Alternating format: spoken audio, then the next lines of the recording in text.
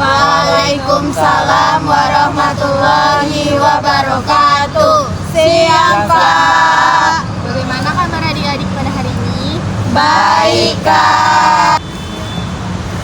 Nah, sebelum memulai materi kita pada siang hari ini, alangkah baiknya kita berdoa terlebih dahulu untuk kelancaran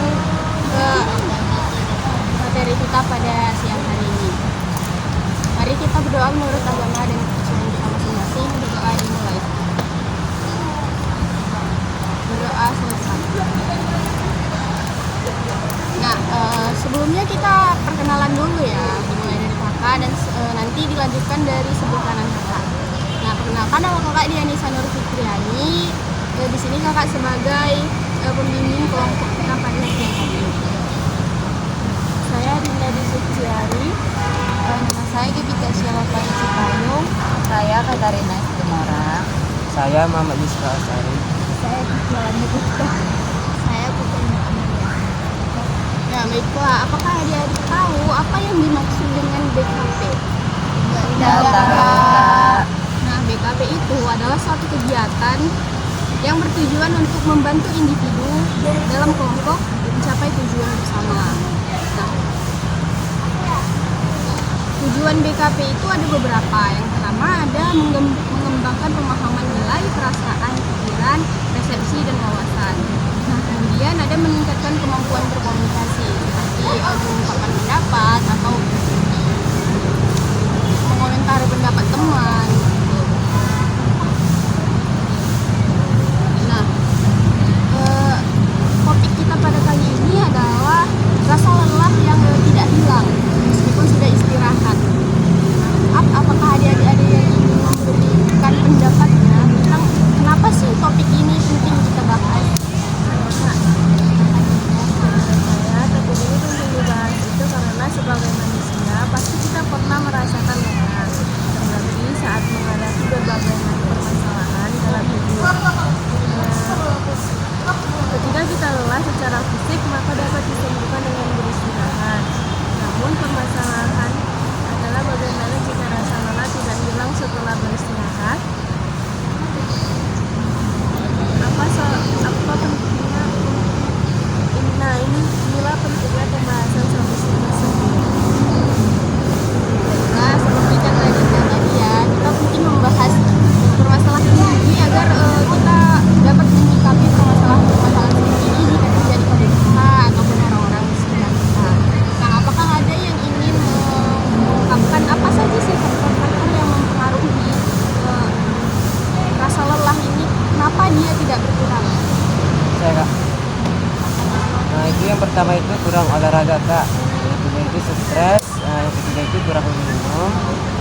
Dan yang keempat itu tidur tidak berkualitas. Kelima itu gula darah tidak seimbang. Dan yang keenam atau terakhir itu masalah kesehatan mental atau misalnya itu terakhir. Baik, seperti kata Yusro ya, ada beberapa faktor-faktor yang menyebabkan permasalahan tersebut. Nah, dari faktor-faktor itu tentu saja kita bisa menyimpulkan dampak. Nah, adakah dari adik-adik sekalian yang ingin mengungkapkan apa aja sih dampak-dampak dari kelelahan yang berkepanjangan ini? Nah, dari faktor penyebab yang sudah disebutkan tadi dan beberapa dampaknya pada kesehatan yaitu berdampak pada masalah kesehatan mental kita. Salah satunya kelelahan yang berlebihan ini dapat menyebabkan kita depresi, stres dalam kegiatan kita sehari-hari. Selain itu juga dapat mengganggu ke pencernaan kita, karena kalau kita kelelahan yang berlebih dapat mengganggu sistem pencernaan kita, Kak. Baik, terima kasih Kak Karina. Dan setelah dampak tentu aja kita akan membahas solusi untuk permasalahan ini yang dikatakan. Jadi apakah ada adik-adik yang ingin mengungkapkan solusi apa yang bisa kita berikan? Baik, dari tadi setelah mengikuti BKP ini, saya langsung mengambil kesimpulan kira-kira apa sih solusi yang bisa saya berikan di dunia kelompok kita. tadi seperti yang dikatakan Yusra tadi kan bisa seperti pola makan yang buruk, dehidrasi, stres dan kurang tidur. Nah tentu saja solusi yang dapat saya berikan itu tidur yang cukup, untuk relaksasi, kemudian melakukan olahraga yang teratur, atau teman-teman semuanya mempunyai hobi olahraga, teman-teman bisa melakukan olahraga untuk membantu tubuh melepaskan dan meningkatkan energi. Selanjutnya konsumsi makanan bergizi yang kaya akan nutrisi dan agar mencegah kekurangannya energi, kemudian mencukupi cairan. Itu saja. Baiklah, terima kasih. Solusi yang disampaikan teman kita tadi benar-benar bermanfaat ya untuk mencegah rasa lelah yang berkepanjangan ini. Nah, setelah itu kesimpulan dari semua materi kita ini, apakah ada adik-adik yang bisa berkomitmen atau berjanji kepada dirinya sendiri tentang materi yang sudah kita pelajari ini? Setelah mendengarkan solusi yang diberikan oleh Dewi, untuk saya dan teman-teman sekalian, kita harus bisa berkomitmen, yaitu berkomitmen untuk mencegah rasa lelah yang itu kita harus bisa mengisi waktu kita dengan hal yang positif.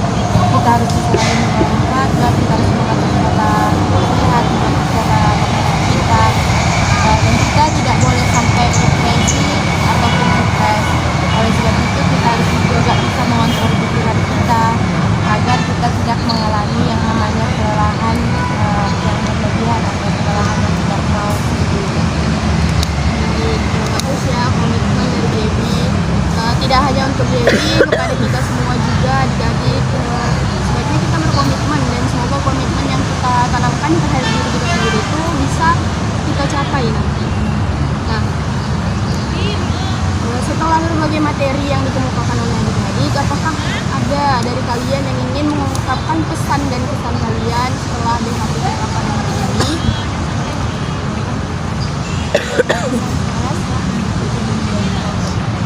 Saya merasa senang karena saya bisa kemudian saya juga merasa senang karena saya mendapatkan dan banyak solusi untuk mengatasi masalah. Kemudian pesan saya seperti yang sudah saya sampaikan juga dari solusi permasalahan ini, yaitu kita bisa memperbanyak olahraga, menjaga pola makan kita, kemudian kita bisa menciptakan lingkungan yang sehat, lingkungan yang bersih dan sehat agar kita bisa hidup dengan baik. Baik, terima kasih ya kepada adik-adik sekalian yang sudah berani mengungkapkan pendapatnya pada sesi bimbingan kelompok kita pada hari ini. Apakah harap semua yang kita bahas ini bermanfaat untuk kita semua dan orang-orang di sekitar kita. Juga berbagai komitmen dan solusi bisa kita terapkan dalam kehidupan kita sendiri. Nah, sebelum kita menutup bimbingan kelompok kita pada hari